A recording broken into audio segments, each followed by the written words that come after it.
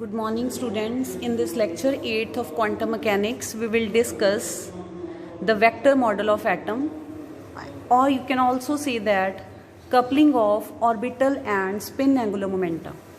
So in the previous lecture we have discussed about electron spin, and because of the interaction between electron spin motion and electrons orbital motion, or the coupling between orbital angular momentum and spin angular momentum, it gives rise to vector model of atom, and it explains the anomalous Riemann effect, which was not explained by Bohr-Sommerfeld theory, and it also explained hyperfine structure. It also explained fine structure of hydrogen atom and other alkali metal atoms, spectral lines. So all the drawbacks of Bohr-Sommerfeld theory, they were explained by this vector model of atom by considering the spin motion of electron as well as its orbital motion.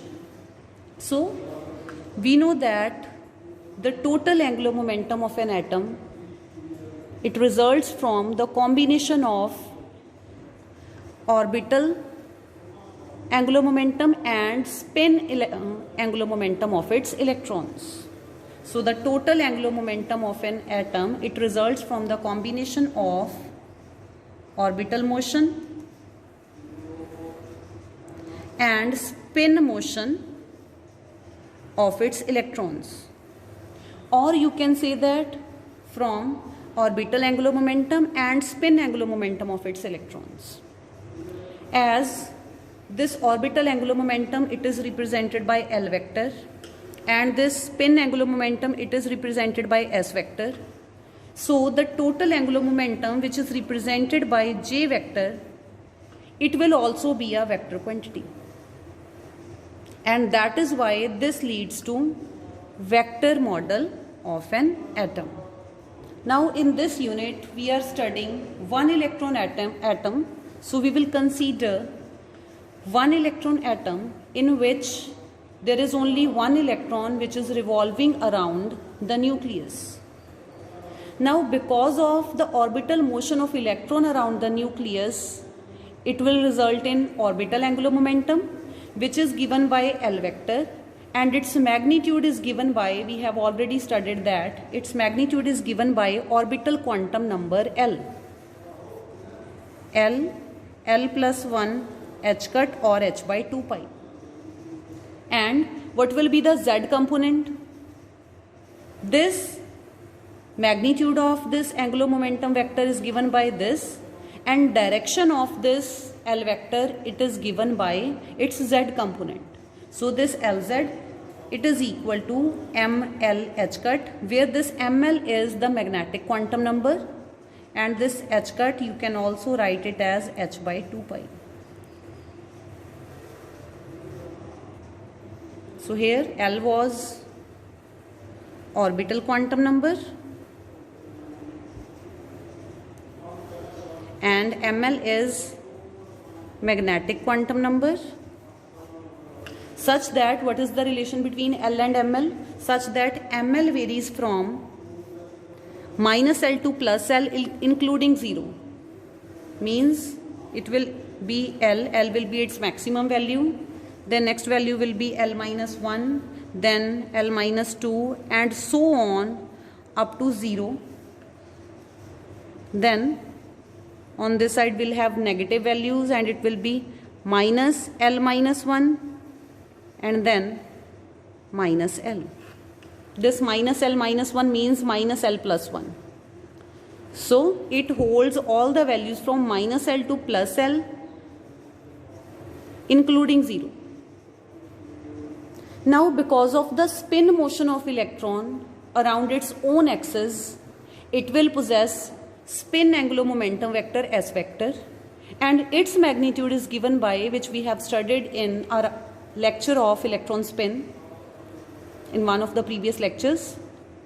So its magnitude of the spin angular momentum, it is given by root ss plus 1 h cut or h by 2 pi, and the direction of this spin angular momentum vector S vector, it is given by its z component, which is equal to ms h cut, or you can say that ms h by 2 pi.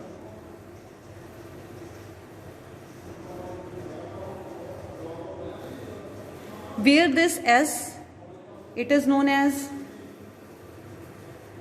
spin quantum number. It is known as spin quantum number, and the spin of electron is half integral particle. So where this s, it is always equal to half, but it will have different orientations in the space. So ms will give us the orientations of spin angular momentum with respect to magnetic field or some other vector. So this ms, it varies from minus s to plus s. So this ms, it takes values from minus s to plus s, means it will have here two values, minus half and plus half. And what is this ms? It is magnetic spin quantum number. Magnetic spin quantum number.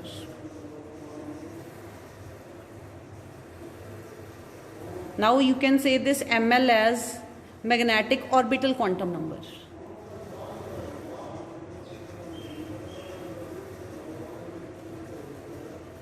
So far we have discussed spin angular momentum and orbital angular momentum, and the coupling of these two, spin angular momentum and orbital angular momentum, it will result in total angular momentum, that is J vector of an electron in an atom.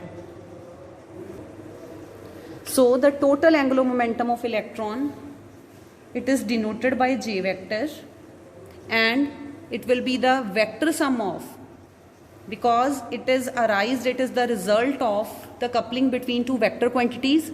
So it will be the vector sum of orbital angular momentum vector and spin angular momentum vector. Means we can write this as J vector, it is equal to L vector plus S vector. Now as we have explained or given the magnitude and direction of, as we have specified the magnitude and direction of these L vectors and S vectors, in the same way we will specify the direction and magnitude of this J vector. And the magnitude of this J vector, it will be given by J, which is equal to root Jj plus 1 h cut, and its direction of this J vector, it is given by its z component, and it will be equal to mj h cut or mj h by 2 pi, where this J, it is known as inner quantum number, and this mj, it is termed as corresponding magnetic quantum number. And again this mj, it will be related to this J. How? Just as in way ms is related to s and ml is related to l. So it will have maximum value plus j, then plus j minus 1, then plus j minus 2, and so on up to 0, then up to minus j minus 1, and then minus j.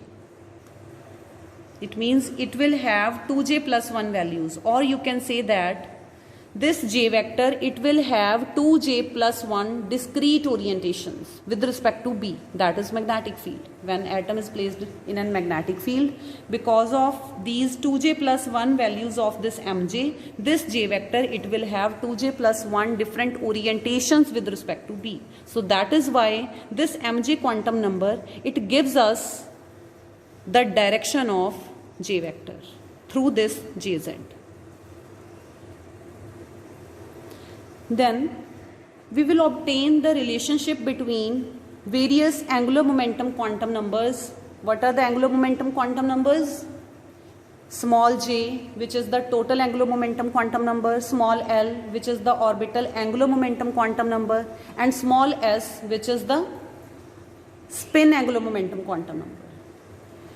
Now we know that these Jz, Lz, Sz, these z components, these are the components of the vector quantities. So these are the scalar quantities.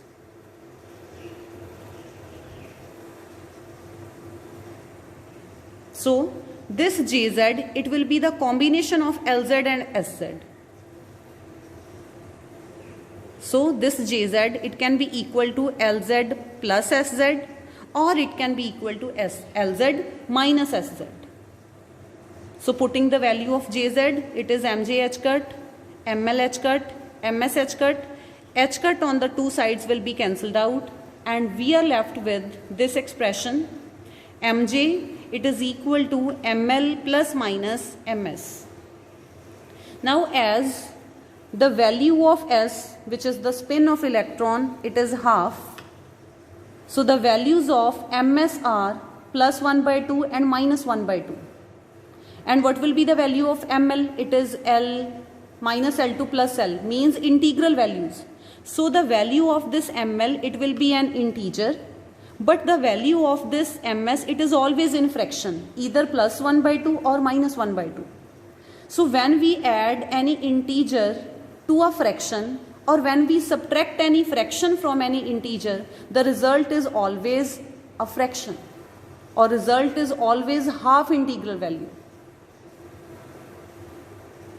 So that is why this Mj, it must be half integral. From this equation, it is clear that in case of one electron atom, Mj, which is the total magnetic quantum number, it must be half integral, because this is, its value is always integral value, but it is always half integral, plus 1 by 2 minus 1 by 2, and whenever we add or subtract half integer from an integer, the answer is always a half integer. So that is why this Mj, it must be half integral. Then what are the maximum values of this Mj? The maximum value of Mj is plus J, the maximum value of this Ml is plus L, and the maximum value of this Ms is plus S. So putting all these maximum values in this expression, what you will get, that J, which is the total angular momentum quantum number, it is equal to either the sum of orbital angular momentum quantum number and spin angular momentum quantum number, or the subtraction. Now, as we know that this S, it is always equal to half in case of electron. L plus minus half. L is integer. L is always an integer. Therefore, J will also be half integral. Just like Mj, the value of J, which is the total angular momentum quantum number, it will also be a half integral value. So now we know that as the expression of J vector is root Jj plus 1 h cut, it means this J vector, it is quantized by total quantum number J. Similarly, L vector is quantized by small l, that is orbital quantum number, and similarly S vector is quantized by small s, which is the spin quantum number. And because of the quantization of their Z components, Jz, Lz, Sz, they can only have certain specific orientations with respect to B vector or with respect to each other.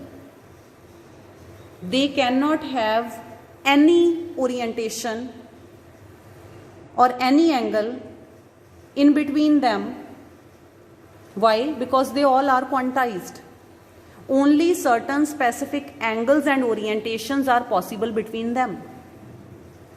So here, as we are studying one electron atom, so there are only two possible relative orientations between J, L and S. What they will be? We have just derived that this J, it is equal to L plus minus S.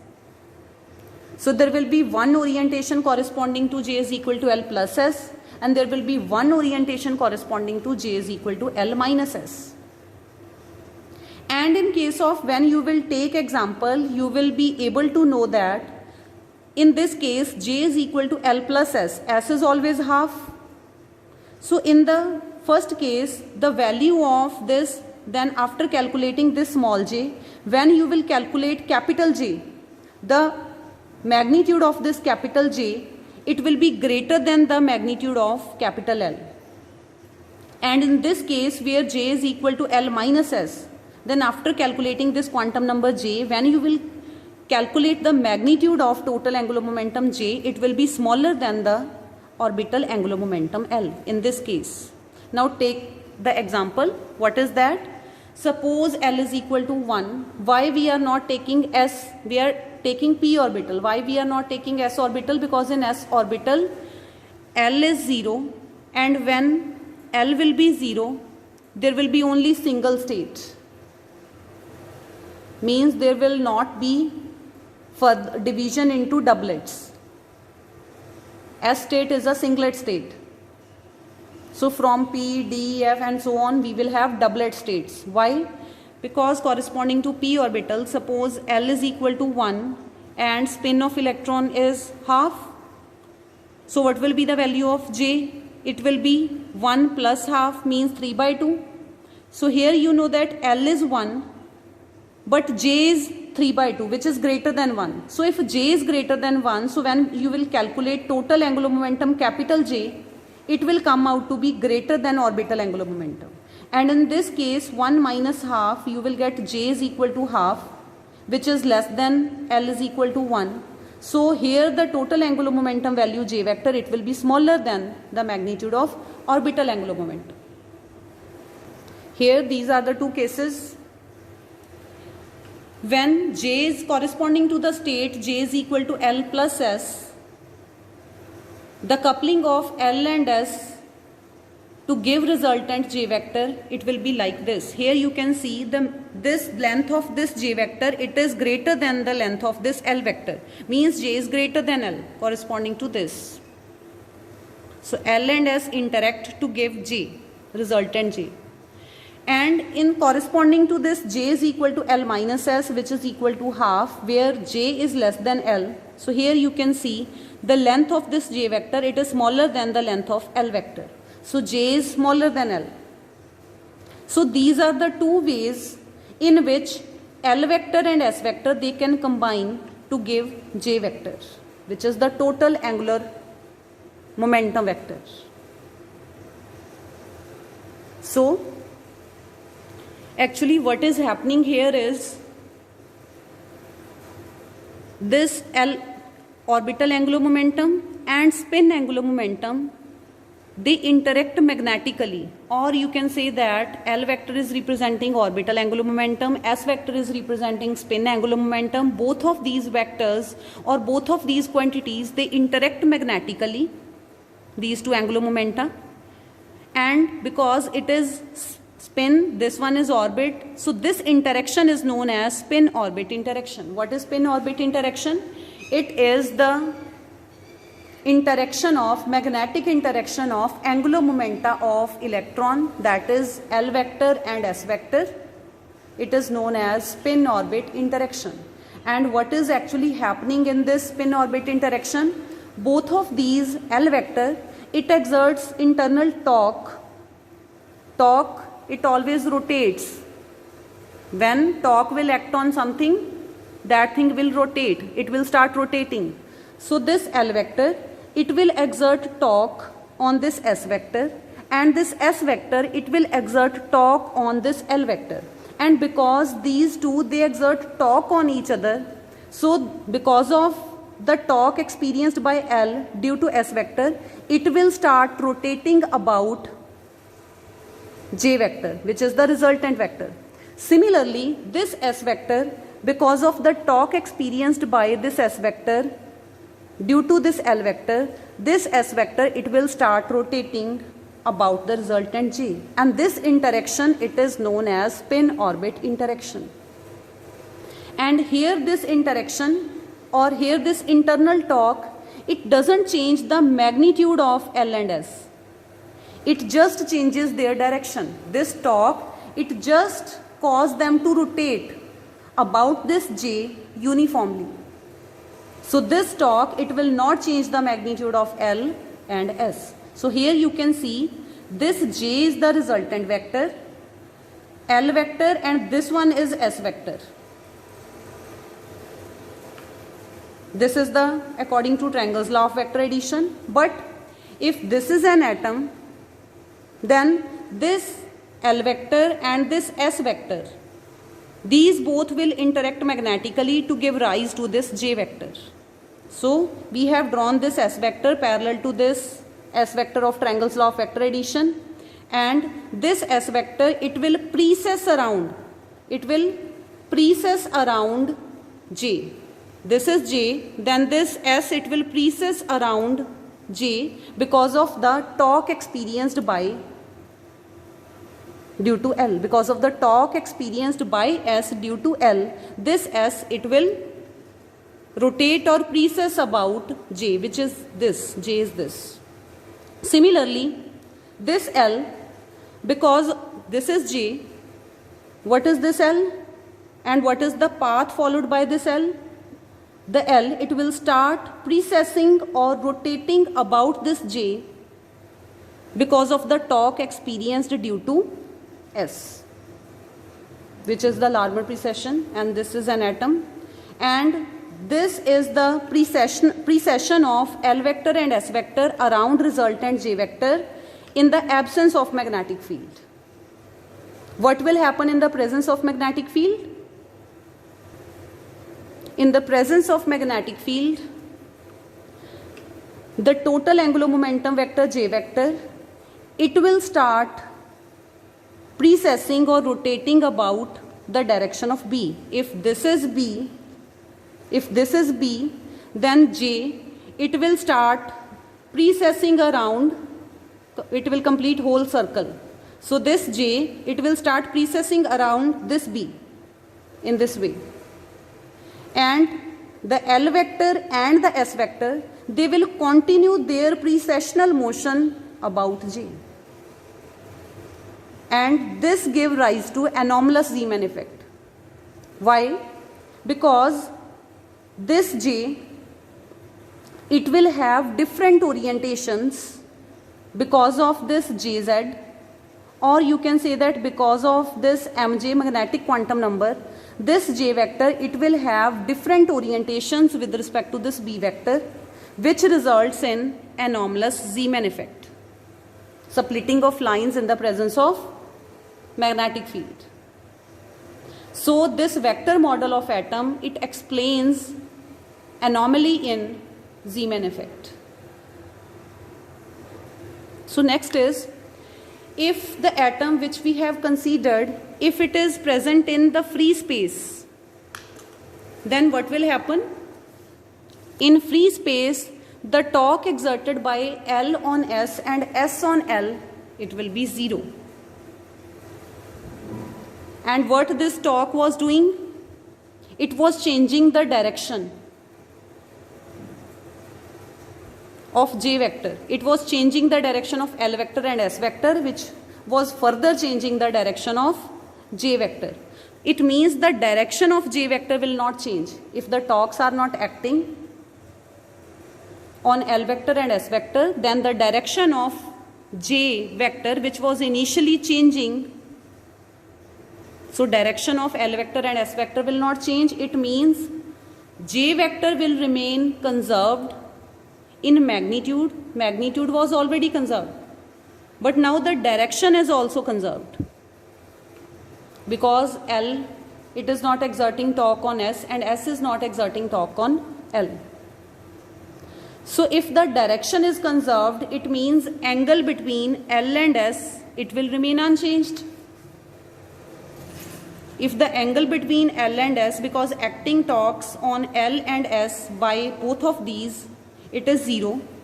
So their direction will not change. It means the angle between them will not change. It will remain unchanged. So here we have taken dot product of J vector with J vector.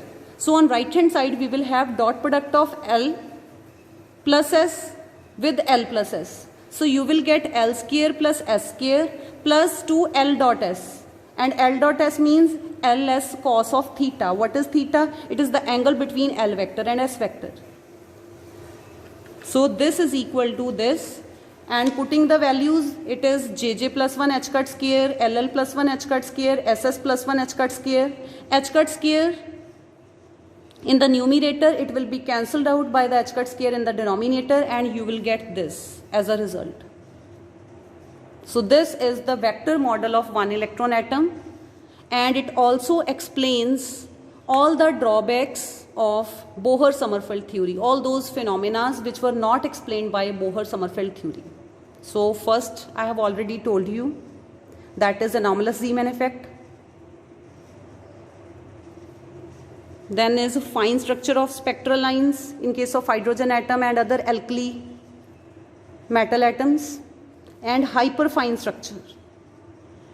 So I have already told you that how this explains anomalous Zeeman effect. Next, how it explains fine structure. Now, because of the spin motion, because this vector model of atom, it has introduced the spin motion of electron. It has considered the spin motion of electron as well, along with the orbital motion of electron. So it explains the doubling in the spectra of alkali metals. What happens is that because of the magnetic quantum number ms, this spin angular momentum vector, it will have different or discrete orientations, and because of those discrete orientations, the energy of electron in a given quantum state, it will either be greater or be smaller than its energy in the absence of this spin motion, because in the absence of spin motion there was orbital motion alone. So in energy in that case, and the energy in this case when we are considering spin motion as well along with orbital motion, means here we are considering spin orbit interaction. In this case, the energy of electron is either greater or smaller than its energy in the absence of spin orbit coupling. So therefore, the energy, it can be greater or it can be smaller. So there are two energies. One is greater and another is smaller. Two energy states, one with greater energy, one with slightly smaller energy, then its energy, then the energy of that state in the absence of spin motion of electron. So therefore, in this spin orbit interaction, because of this spin orbit interaction, each quantum state, it is splitted into two separate substates, or you can say that each spectral line, it is splitted into two component lines, which explains the fine structure of hydrogen atom.